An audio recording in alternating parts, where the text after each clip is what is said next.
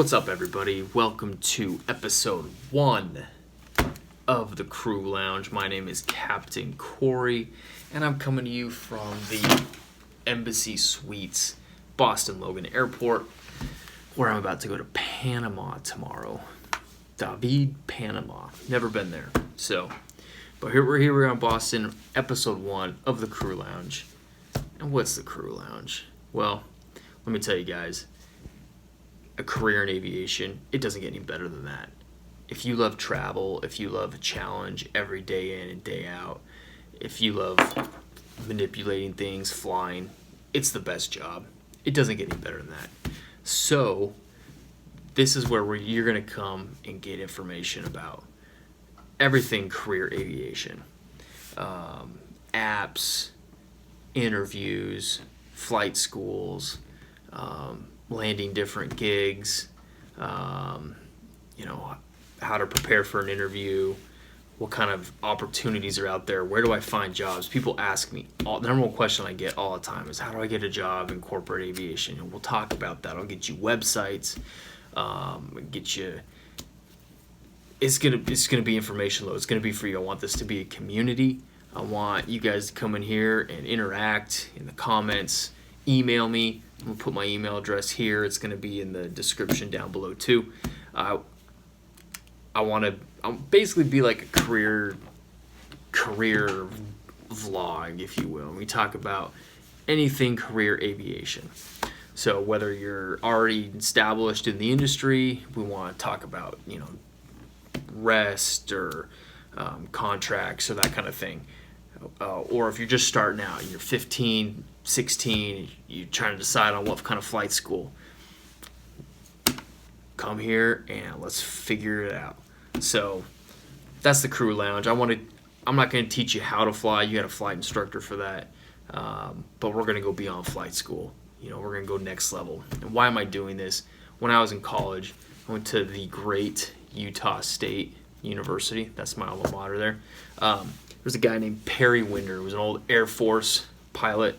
I'd worked for Delta for a while. I was on a little medical leave. He had an issue in the sim, actually jacked up his back. But talking to him, every time I talked to him, I got so excited about flying and having a career in aviation. So this is my way to pay it forward and pass it on to you guys. So that's what we're going to do here at the Crew Lounge. We're going to keep the excitement going because it's tough. We'll talk about, we can get to family things, like, shoot, how do you deal with being gone? Like, how do you handle, dealing with a spouse that doesn't like your career, but you love it and that kind of thing. Because, I've been there a little bit too sometimes. So, commuting, dealing with that kind of crap. So, that's what we're going to talk about here, guys. I want to hear from you. Comment down below any questions you have. Or hit me with the email again as well. And I love to answer those questions for you. Make the show out of it, I want to make it entertaining. I'm going to have guests on, guys from the industries. It's going to be cool. This is episode 1, so I'm in the hotel, How often am I going to do it? I don't know. Hopefully pretty often, though. I got a lot to say about this career because it's the best. If you've chosen a career as a pilot or in aviation, it doesn't get any better than that, in my opinion. So it's exciting, changing constantly. It's just such a rush. So you guys need to get to know me a little bit, though, right? If you've seen the vlog, you kind of see what I do now, flying the Challenger 300 around. I got my start, like I said, went to Utah State University, got my private pilot's license right out of high school. I was 17, and then graduated from Utah State, and I taught at the local flight school. I didn't teach for the university because an opportunity came up, and I taught at the flight school because they were paying me more money. It was salaried, and they were going to pay for my multi-engine instructor rating and give me free multi-time. So it worked out great. And from there, I landed my first corporate gig. My boss, as a flight instructor, called me 3 times on my day off, and I declined the call because I'm like, it's my day off. I think it was my wife's birthday too, so I was like, whatever it is, it can wait. Finally, after the 3rd time, I'm like, all right, why is he calling me? Finally, and it was towards the end of the day, so I was like, he can't make me go in. Called him, and he's like, hey, do you want to go fly a jet? Yeah. I'm like, okay, what do I gotta do? Three times I denied him. He's trying to get me a job. So if your boss calls, use discretion if you hit the reject button. But anyways, he's like, want to go fly a jet? Yeah, okay, I can do that. Call this guy, met Dale Moulton. Dale's like a second dad to me.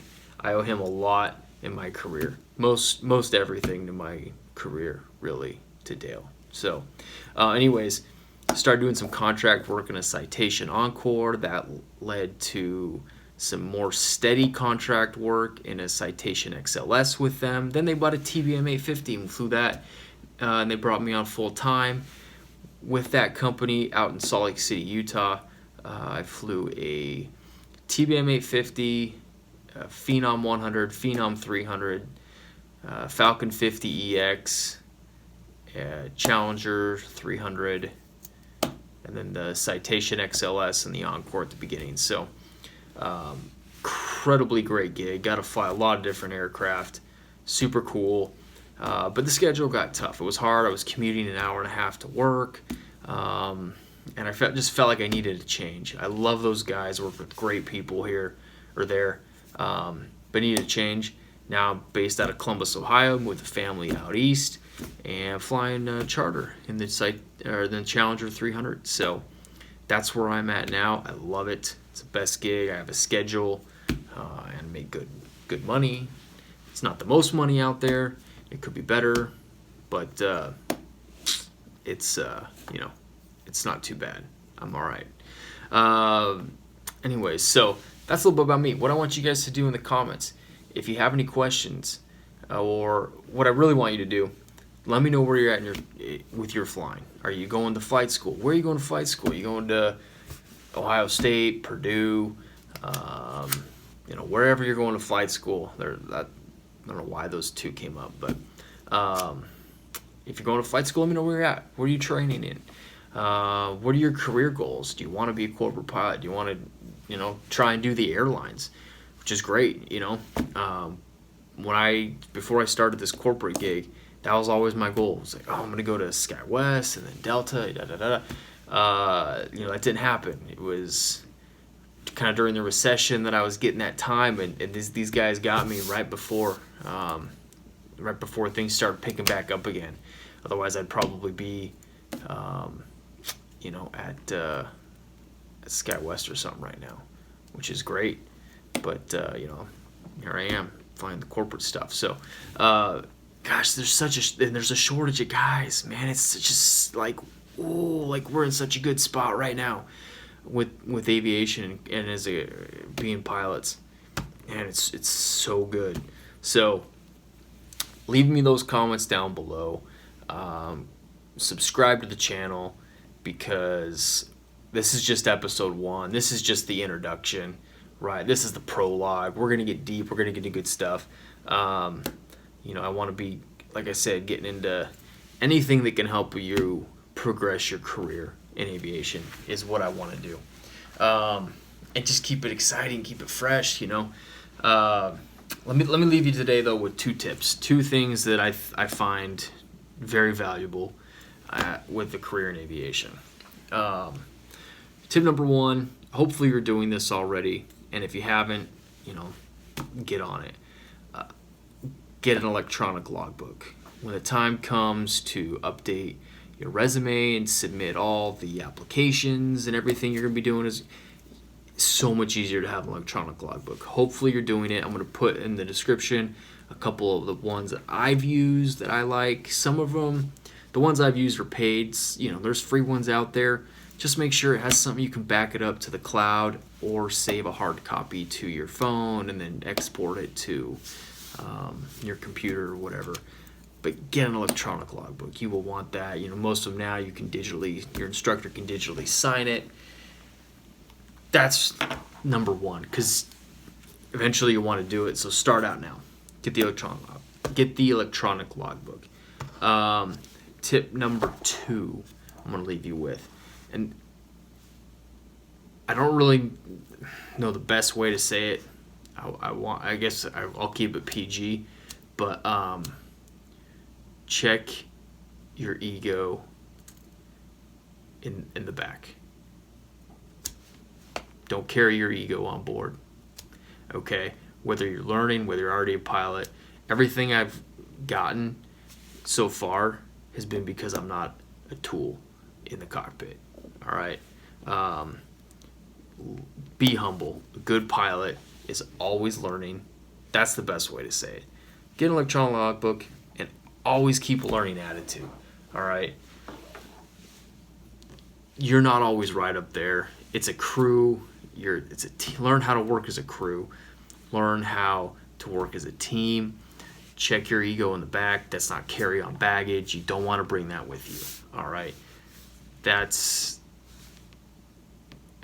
Be likable. All right. Be somebody that you would want to be on a trip with. All right. There's times I'm with the same dude for 7 days in a row. All right.